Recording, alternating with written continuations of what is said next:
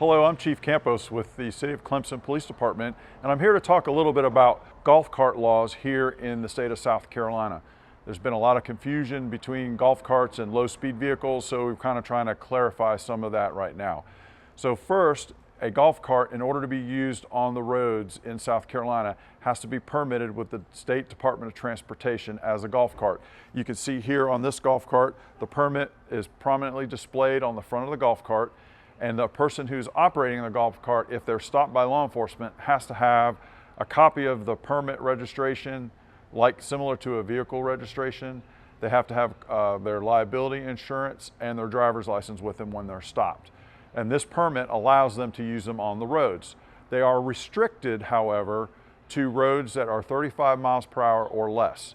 So you cannot drive a golf cart on a road that has a speed limit that's higher than 35 miles per hour.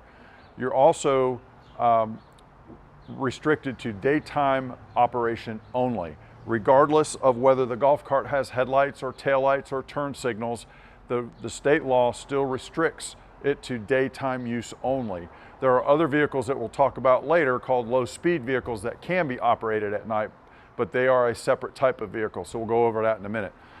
You're also required to not operate the golf cart more than 4 miles from the registered address on the permit. If you go outside of those 4 miles, you are in violation of state law.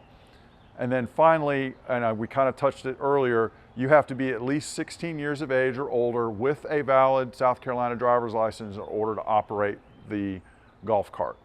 So those are the requirements and restrictions for use of a golf cart. And here we're going to talk a little bit about low-speed vehicles. A lot of times people get low-speed vehicles and golf carts confused. There's a distinct difference between the two. In a low-speed vehicle, the manufacturer title has to say that it is a low-speed vehicle.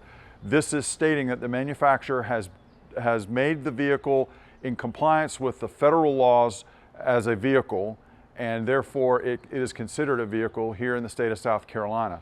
In South Carolina, low-speed vehicles must be registered as a vehicle. They must get a tag, and those vehicles have some restrictions as well. It does allow, however, these vehicles to operate at night.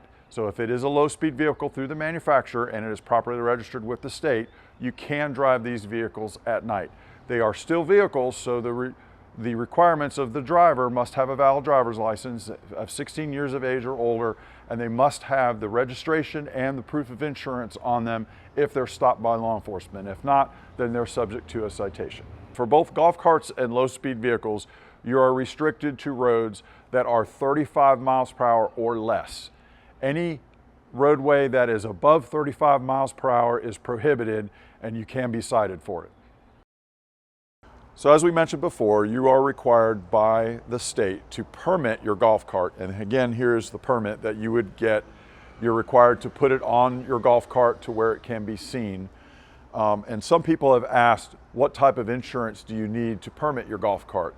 It is liability insurance, and if you go to the State Department's website or just Google South Carolina golf cart permit, the application will come up and it will tell you on the application exactly what insurance you need to permit your golf cart.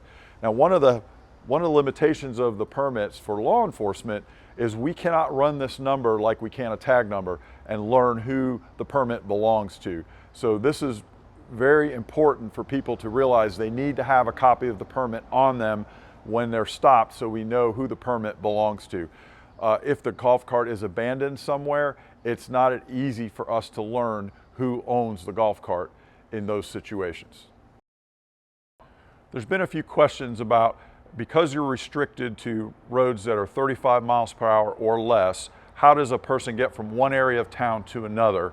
And the law does allow for golf carts and low-speed vehicles to cross roads that have a higher speed limit, but it is a direct cross from one side to the other. You cannot use a portion of that higher speed road to get to the other side. So if you have to make a left or a right, go down a little ways and cross, you could be cited for that. We've received some questions regarding how many occupants can be in a golf cart or a low-speed vehicle while it's in operation. This is kind of a gray area of the law because golf carts are not vehicles like a car or a truck or a pickup. And the laws on the books currently are tied to how many seat belts are in the vehicle.